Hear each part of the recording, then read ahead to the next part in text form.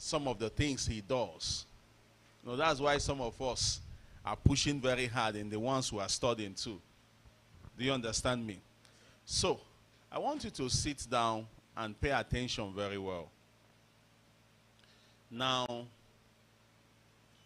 number one, every phone must be on silent. Are you getting my point?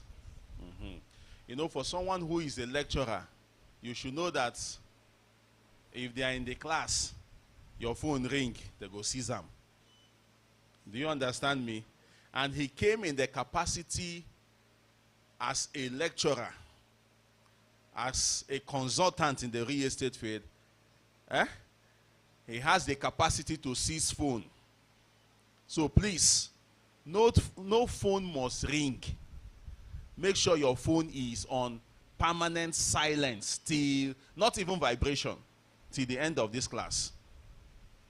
The phone must not vibrate till the end of this class. Did you get what I'm saying? Because he's not just teaching you based on theories. He's teaching you based on practical terms. I don't know if you understand me. Somebody can decide to teach you things from the concept of what? Of theory. But he will teach you from the terms of what? Practical terms, with experiences and examples. So please, everybody get your writing material and get ready. Now, ladies and gentlemen, please, let's make welcome Professor Victor Nam. Thank you, sir. Please have your seat.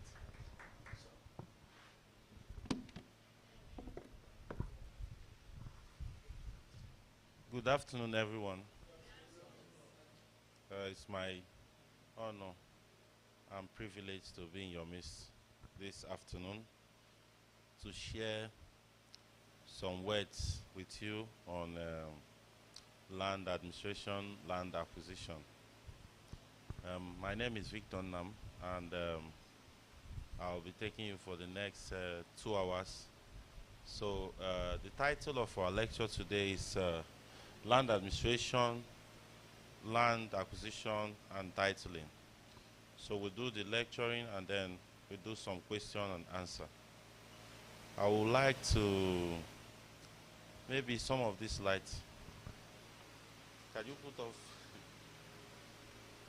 Yes.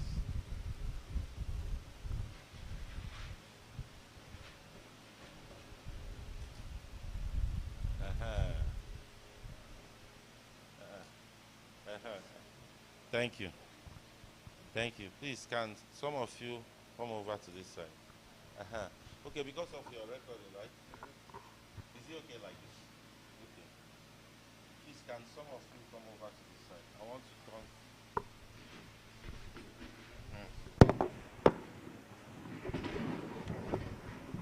So I'll be seeing this slide. Okay. I don't want to back the screen. Who controls the screen? Okay, it's controlled there. Okay. Camera, can you just shift a bit this way? No, this way. So that, very, very well. So, I want to welcome each and every one of you for the fact that you have committed yourself to gain knowledge and improve on your capacity intellectually. It shows that you have taken the first step to success. And for you to succeed in every field that you find yourself as a young person, you need to learn and relearn and unlearn. What did I say? Learn and unlearn. Yes, which means that there are certain things that you learned that are not correct that you have to unlearn for you to relearn and then be relevant in the society. The challenges that we face in Nigeria in the present times is because of the fact that our value system has fallen, the standards have fallen, and people do not care about learning or reading. So you see a whole lot of people dabble into professions or businesses that they know nothing about, and thereby causing a lot of conflict to themselves and also to other people. So that is why I appreciate each and every one of you for coming to learn, and also I appreciate Arible Business School for realtors and real estate developers. I really admire their courage to set up this school. I know what it takes. It's very hectic to be gathering people to teach them. I've tried it severally in my own office, but I got tired. How many of you attended my lecture in my office? Okay, none of you. Okay, you have attended. I try to do it, but I'm always busy. So to keep consistency in it became very difficult for me, so I had to stop it. Maybe I will look at it later, okay? But Arible has been consistent, and then I've come here a couple of times to teach people, and then it is not easy, especially in a society where government do not really care about your knowledge base. So I want to congratulate you. We will step into our lecture. So this is the overview of our lecture today. We are going to look at why do we need effective land management, why effective land management matters. We are going to look at land acquisition, land administration, land titling, and then we are going to discuss about some case studies before we conclude. Okay? So next slide. So why do we think effective land administration matters? So I believe that most of you here are, you are realtors, right? Realtors. Okay. For how many years have you been in the practice? How many of you are up to 10 years? How many of you are up to 5 years in the business? 5 years. Okay. 5 years. How many of you are up to 3 years in the business? 3 years, okay. And then 2 years. Okay, so I assume that some of you have basic knowledge, some of you have basic experience in the field, okay? So, but for those who do not have, you need to listen attentively to this lecture so that you can gain the background knowledge. So why do we think that as a realtor, you need to know about land administration, land acquisition, and land titling? Can somebody tell me? As a realtor, why is it very, very important that you know that? Okay. Okay. No. Correct. Any other answer? Okay.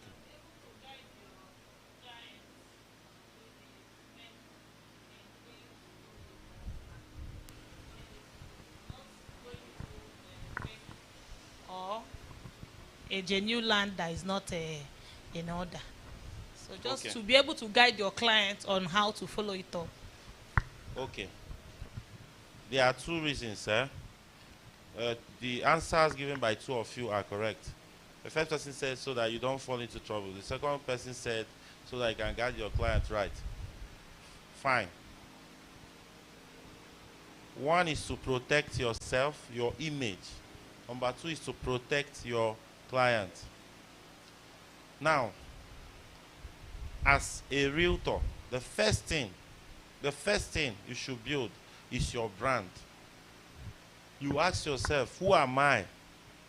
If I go to my church members, who would they think I am?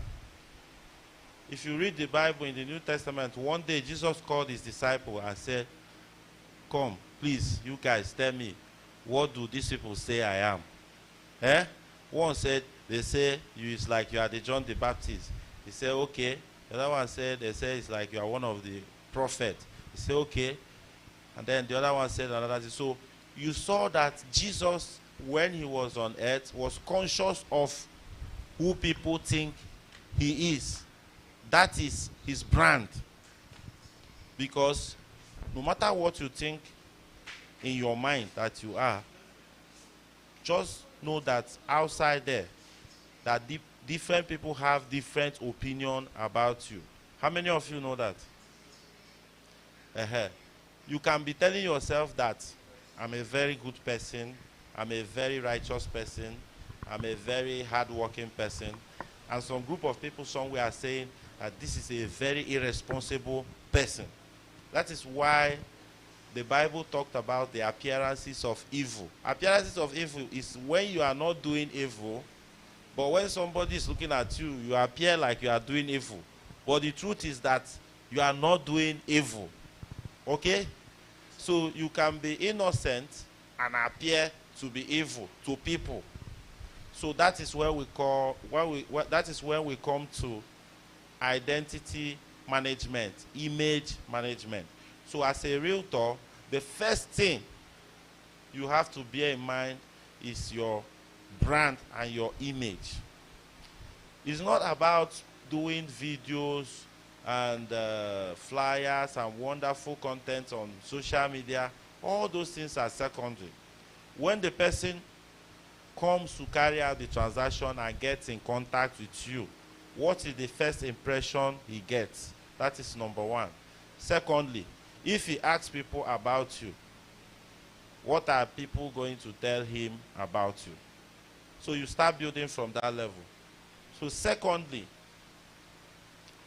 why it is necessary for you to acquire enough knowledge about land administration and land titling is for you to protect that your image and your brand.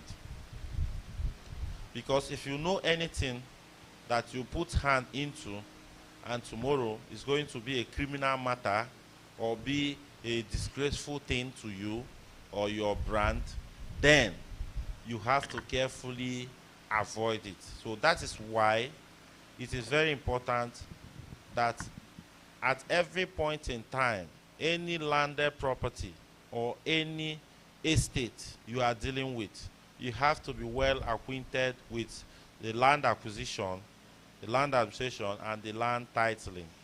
So we are going to define all those things and also give you case studies, examples on how to understand them. So land acquisition, administration, and titling form the backbone of effective land management system. So these functions, these three functions, they influence efficiency of land markets. How is land market in Enugu now? Can you answer me? How is land market in Enugu now? It's slow.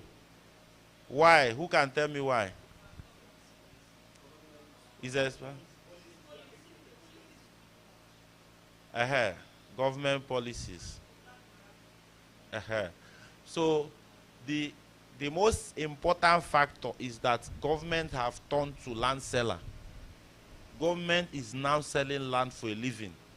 Okay? Government now depend on selling land to generate their revenue. So if you are a real estate developer and you have property to sell, you are now competing with government. Okay? Because for you to sell land, you have to buy it, you have to acquire it. Either you pay cash or you pay over time, acquire the land. Okay? But for government to sell land, they don't have to pay. They don't need to take it from one community. Okay? Arrest some of them, put them in prison, the rest will travel. They will just take the land and start selling it. So government can sell land that you, a developer, cannot sell for 10 million. Government can sell it for 5 million, compete with you. So when they bring down their price, you cannot compete with them. Okay? I saw allocation letter of Gateway Layout of Housing Corporation at Owo. I saw where they wrote that 5.5 million includes even infrastructure. So as a developer, I know what it means to put infrastructure on 100 plots, let alone when you are talking about 1,000 plots. And then you are saying that 5.5 million includes the price of the land and the infrastructure. So it means that in reality, if you really put that infrastructure, the price of land is about only 1 million or 1.5, because infrastructure will take you more than 3.5 per plot. So if you are selling land and you are making the value of land is 1.5, so maybe now 500,000 be the profit. And as a developer, only your transport to Owo, buy fuel, go and do inspection, will burn the money. So you can't compete with the government. That is why the market is slow, because government have put more land in the market than the available buyers are ready to buy. Do you understand? It's a simple law of demand and supply, market forces. So the government have put more land in the market than the available buyers are in Enugu. So the one you are selling as a private developer, the buyers will not buy it because they are also afraid that government will take it from you. But the one government sells, they believe that nobody will take it from government. Are you following? So that is how land administration affects land market. It also affects access to land and natural resources. We have resources like coal, other minerals, they are embedded under land. So access to land is also access to mineral resources, and access to mineral resources is access to wealth. It affects urban planning and infrastructural development. When you are planning a town and there is no adequate land administration to implement the design or the master plan, will be very difficult. The reason why Abuja master plan is being effectively implemented is because there is a good land administration system in Abuja. That is why, okay? We have something like a master plan in Enugu, but it's not being followed because there are so many people, communities are doing one layout or the other, and people are trying to make money by selling land and selling it 2 times. So to effectively implement infrastructural development, you must get land administration right. Environmental conservation efforts, like the reserved areas, parks, and other playgrounds that are designed in the master plan. For you to keep it like that, you have to get your land administration right. Okay? So next slide. So why is effective land management? Why effective land management matters? It's part of what we have been discussing. So effective land management supports economic development, social stability, and environmental sustainability. So economic development comes when investors are able to come in and invest their money. So if a company maybe wants to come and build an industry and they are sure that if they acquire this land, the land is not safe, will they come? So that is why you have places like Dubai Free Trade Zone. You go to China, Guangzhou, those areas, the land is made free or practically free so that people will come and do business. Okay? It's called Free Trade Zone. It's tax-free. You don't pay tax. You don't pay land charges. You don't have any restriction in ownership of land. So most places in the world where they've done those policies, they attract investors. Investors bring in their money and invest, and which in turn escalates economic activity within those areas. Social stability, there will be no fight, no quarrel. The fight between Israel and Hamas, is it not land? The fight between Russia and Ukraine, is it not land? The fight between Nigeria and Biafra, is it not land? The fight between Boko Haram and the federal government, is it not Sambisa forest? Because there is mineral in Sambisa forest. So the Boko Haram want to be getting their own money from those minerals. So it's land dispute, and people are dying, people are being killed. So that is why we call about social stability. So if land administration is stable, there's social stability. Environmental sustainability, it promotes land use that conserves ecosystem. Okay, so at the end of this lecture, you are expected to be able to analyze land administration system, explore land titling and registration, identify current challenges and opportunities, and develop strategies for system improvement. Next slide. So land acquisition.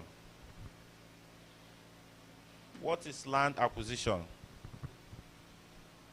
So land acquisition is a transfer of the land for development, conservation, or public use. So it can be voluntary, compulsory, or through inheritance. So land acquisition is transfer of land from me to you, okay? Or from you to me. In fact, you are supposed to transfer land to me, not me to you, okay? So it's a transfer of land from one person to the other. You know that land is not movable, okay? That land will remain where it is forever. Nobody can move it, but it can be transferred. So that is what we call land acquisition. So sometimes land acquisition can be based on mutual understanding. Okay, this is one plot of land. It belongs to me. If you give me 5 million, I will give it to you. And then it is voluntary. It is mutual. We have agreed. Okay? Then it can be compulsory.